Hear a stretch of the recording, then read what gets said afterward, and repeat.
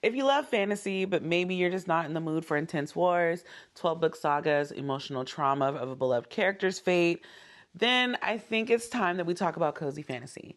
Hey y'all, welcome back to Fantasy 101. I am your teacher. I'm going to just call myself Professor B for right now, but we do need a name. And today we are talking about cozy fantasy. Now, of course, let me do some disclaimers. I am not a book expert. I just call myself a fantasy book enthusiast. I am trying to break down the genres as if I'm trying to get my best friend to read one of these books. With that also being said, as I am one person and my reading is very sporadic, I may not always have book options written by Black authors in these books collections, but I will share the information as I find them. While I do read a lot, I don't always have it.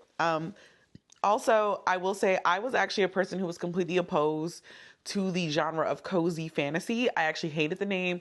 I was sick of the word cozy. I hated it. I hated it. I hated it until I actually picked up the books and kind of understood why it was labeled cozy and why it's one of those ones where you just want to pick up a cup of tea and relax. Also, reminder, my throat is still crazy, so just ignore me. Of course, looking through my notes, cozy fantasy is a subgenre of fantasy that is known to have low stakes.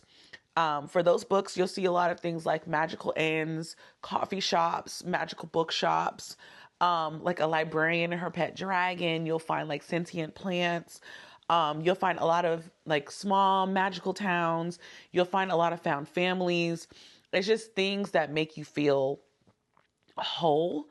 The conflict in cozy fantasy is usually something that's a little bit more manageable and like human scaled. So, and a lot of times with fantasy, with cozier fantasies, the conflict is like, you want to get your magic back on a personal level, not really like you're trying to save the entire world from the destruction of like one evil person. It's pretty central to the main character of the book, if that makes sense. So from what I've understood, cozy fantasy has a couple like key elements. Now, again, I do want to remind you guys, a lot of books that we read, they are not just one genre of fantasy or whatever genre it is. A lot of times, a lot of these books are books that blend into multiple genres. And so always keep that in mind. I have seen some questions, especially from the magical realism,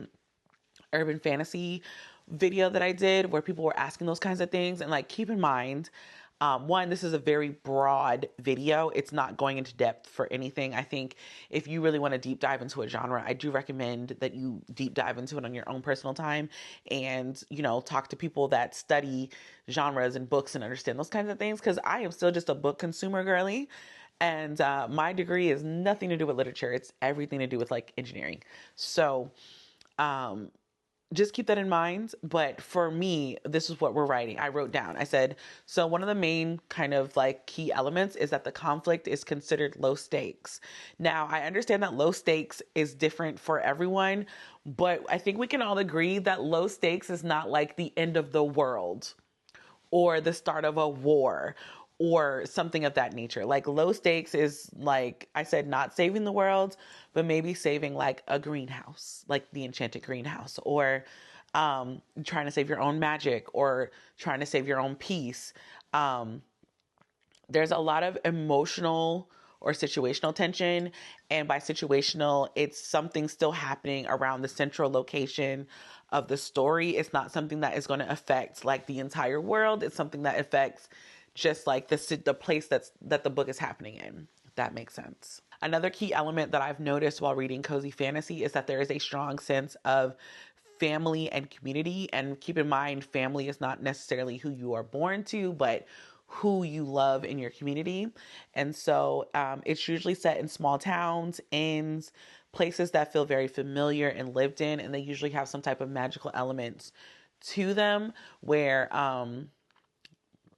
I think we can say for the most part that a lot of these books, a lot of the cozier fantasy is more magical realism because there's not a lot of like there are secret societies, but like sometimes the worlds also exist. this is why we talked about urban fantasy and magical realism first, because I knew that it's a possibility it could trickle into this one. So yeah, woo. The next kind of key component that I've noticed is that the cozy fantasy that I've read so far is very character driven.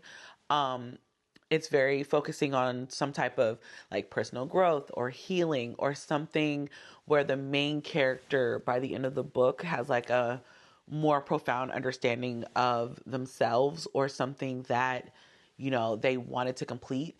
They also end up having like stronger community bonds where they end up trusting other people. Of course, there's a lot of times there's like a love story in there, and the love stories are kind of a slow burn, and they're like a gentle love story. They're usually not something that's kind of like the forefront of the cozy fantasies.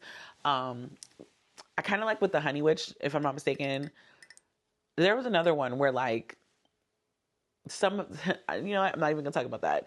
We'll talk about that later.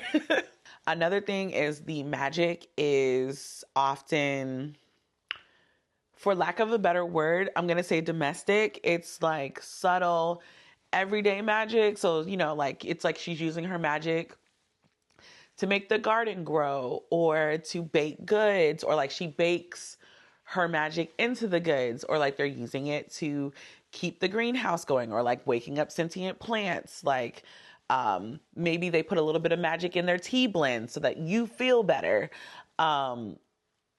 It's more cozier spells. Like, I guess I don't know how to say this any other way, but it's kind of like Mrs. Weasley, the way that she used it to like clean her house and stuff. That's kind of the same kind of vibe of magic that is usually in the cozier fantasies. Like coffee shops, magical inns, enchanted tea. Okay, so I'm following my notes pretty well.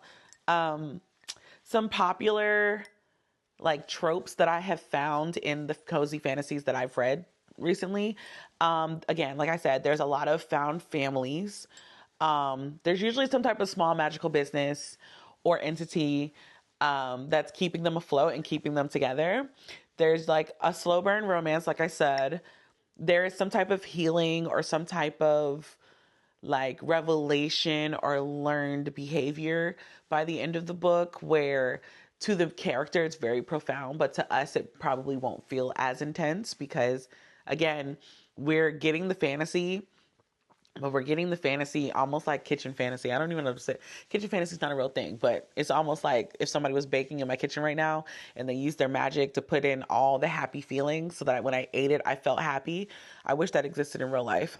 There's almost always a magical pet of some sort, like in The Secret, in the inn by the innkeeping book by Sangu Mandana, they literally had like a skeleton chicken as their pet. There's ones where they have like actual plants, dragons, mermaids.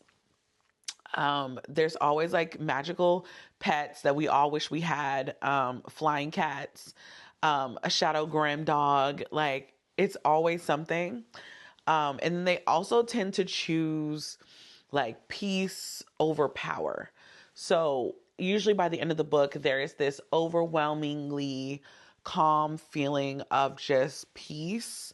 And that's not only just in the book, but that's kind of how I feel after I'm done reading these books as well, where I'm just kind of like, oh, that was really cute, or that was really adorable. I really enjoyed that. That's kind of the feeling that I think that the characters in the book get, but also we get as readers. So some of the reasons that I gravitate towards cozy fantasy is that sometimes cozy fantasy kind of gives me the same feeling as watching slice of life academia anime, where like the highest stake is like they're studying for a test or like they have a field day or something.